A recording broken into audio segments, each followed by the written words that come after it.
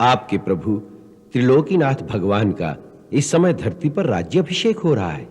बहुत से देवता उस दिव्य दृश्य को देखने मानव रूप में अयोध्या गए हुए हैं। देवऋषि नारद को दुनिया के प्रथम पत्रकार होने का दर्जा प्राप्त है और इसीलिए नारद मुनि के तत्वाधान के लिए, उनके स्वागत के लिए नारद जयंती मनाई जाती है और सार्वजनिक अवकाश सरकारों द्वारा घोषित भी किया गया है ताकि लोग नारद जी को प्रथम पत्रकार के रूप में उनको याद रखें और उनको हमेशा के लिए याद रखें कि नारद जी कैसे एक प्रथम पत्रकार थे जो देवताओं के बीच में पत्रकारिता करते थे और इसीलिए उनको प्रथम पत्रकार माना जाता है। और आज अयोध्या में नारद जयंती के मौके पर चारों तरफ उल्लास मना हुआ है। लोग नारद जयंती की तैयारियों में जुटे हुए हैं। शैक्षणिक संस्थानों से लेकर के धार्मिक संस्थानों में भी नारद जयंती को मनाने के लिए लगातार प्रयास जारी हैं और किए जा रहे हैं।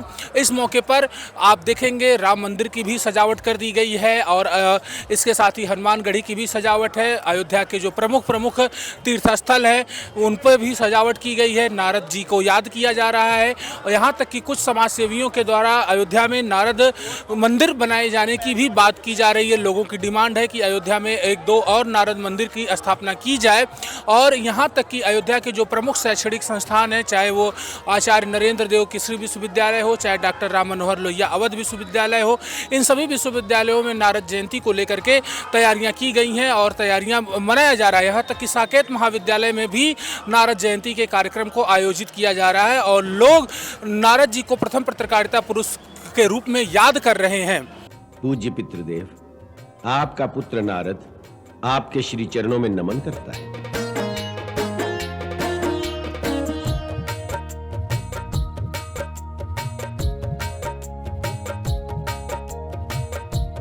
आज हम माधव सेवा सदन में हैं और माधव सेवा सदन अयोध्या का एक प्रसिद्ध धार्मिक स्थान है और इसी माधव सेवा सदन के महंत स्वामी श्री रामानुजाचार्य जी तिलक पत्रिका के साथ जुड़ रहे हैं नारद जयंती के मौके पर, क्योंकि नारद दुनिया के प्रथम पत्रकार के रूप में जाने जाते हैं और देवताओं को बहुत ही देवताओं के प्रिय थे, इसलिए उन्हें देव ऋषि भी कहा जाता है। तो नारद जयंती के मौके पर हम स्वामी रामानुजाचार्य जी से उनके शुभ संदेश को तिलक पत्रिका के माध्यम से जानने का प्रयास करेंगे। जी स्वामी जी। जय श्रीमन नारायण। नारद जी देवता हो अथवा दैत्य पक्ष हो या भगवान हो, इनके पत्रकार के रूप में नारद जी को हम सब जानते हैं। भगवान के महिमा को प्रकट करना हो तो नारद जी की भूमिका बहुत बड़ी होती है।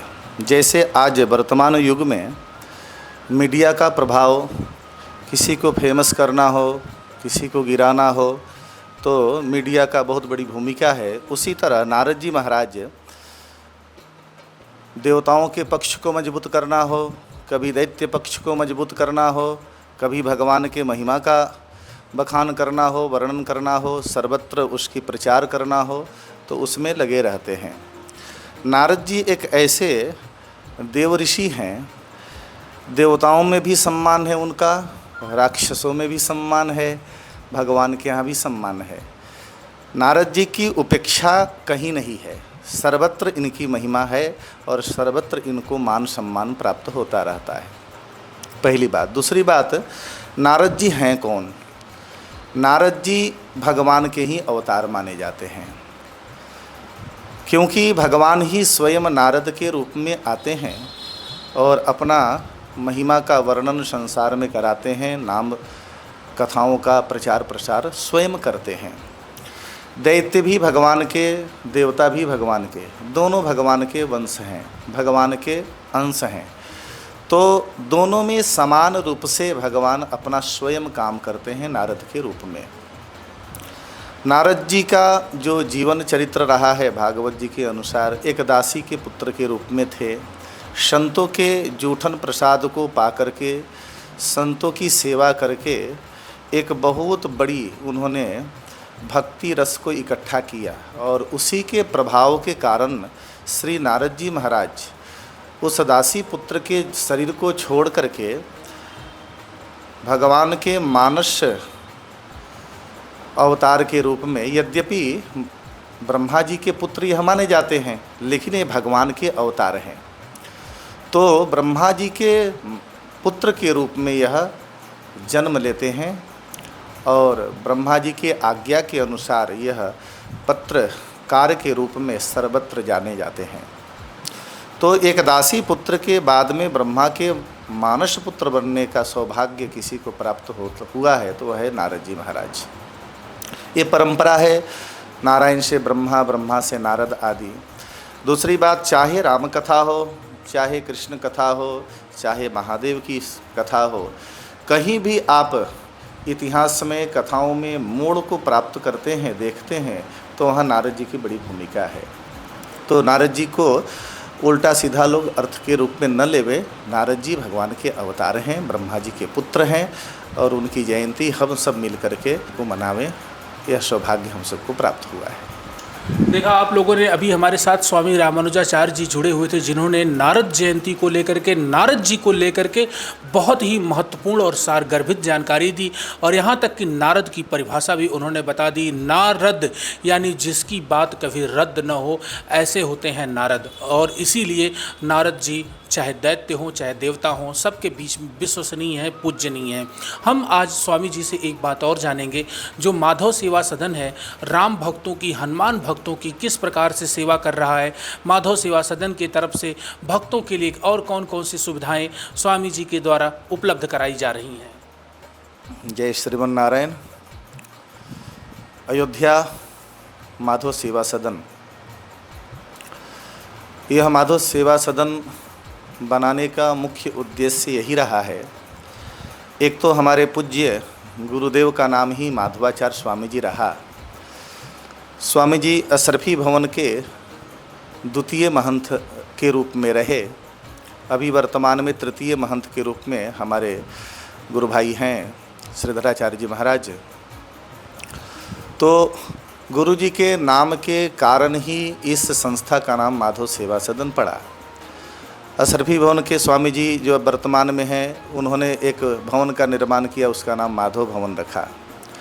तो गुरु जी के नाम के कारण ही हम दोनों ने नामकरण अपने अपने संस्थाओं को अलग अलग के रूप में उन्हीं के नाम से संयुक्त रखा है। दूसरी बात, सेवा सदन है, उद्देश्य केवल सेवा के लिए है। यहाँ पर आने वाले साधु संतों की सेवा, अभ्यागत भक्तों की सेवा यहाँ निरंतर चलती आ रही है। रोज़ 5, 10, 20, 25 भगत लोग आते रहते, कभी कभी तो 50 आ जाते हैं।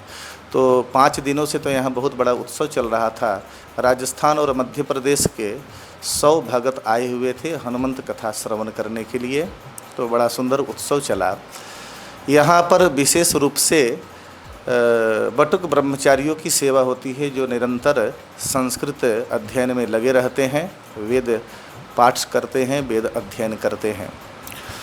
तो यही बच्चे आगे चल कर के हमारे सनातन धर्म के रक्षक के रूप में आएंगे।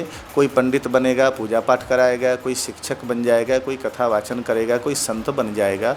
ये कई रूप हैं इनके, तो जिसके जो भाग्य में होगा वो होगा। तो यहाँ पर भक्तों के रुकने की व्यवस्था क्या क्या है हमारे यहाँ? 15 रूम हैं, जो कि 7 एसी रूम हैं, 8 नॉन एसी है। 2 मंजिल में ये व्यवस्था भक्तों की रुकने के लिए है। अति उत्तम व्यवस्था है, बेड लगे हुए हैं, गद्दे अच्छे हैं, एसी लगे हुए हैं, बहुत बढ़िया फर्श बाथरूम आदि की व्यवस्था है। भगत लोग रुकते हैं, अच्छे अच्छे वीआईपी लोग। हमारा बेंगलोर से संबंध, भारत के कोने कोने से संबंध है, बड़े पैसे वाले लोग और भक्तगण आते रहते हैं। नीचे की जो व्यवस्था है, भगवान का गर्भगृह और आचार्य गादी, किचन, हमारे रहने की व्यवस्था, और अंडरग्राउंड जो बेसमेंट है उसमें एक हॉल है। वो हॉल में हमारे बच्चे सब 20 बच्चे वहाँ रह जाते हैं। तो ये सेवाएं निरंतर चल रही है और आचार्यों का आना जाना भी रहता है। यहाँ के स्थानीय निवासी, जैसे चाहे गृहस्थ हो अथवा संत लोग हैं, वो सभी लोग आते जाते रहते हैं। यह आश्रम को सभी जानते हैं, तो बड़ी खुशी होती है। तो निरंतर हम सब सेवा में लगे हुए हैं। आचार्य बटुक की सेवा करने के लिए और गुरु के नाम पे नामकरण किया हुआ माधव सेवा सदन अयोध्या का अद्भुत आश्रम है। यहाँ पर भक्तों को लगातार सेवाएं दी जा रही हैं, इसकी संपूर्ण जानकारी स्वामी रामानुजाचार्य जी ने तिलक पत्रिका पर दी। मैं देवेश पांडे, अयोध्या।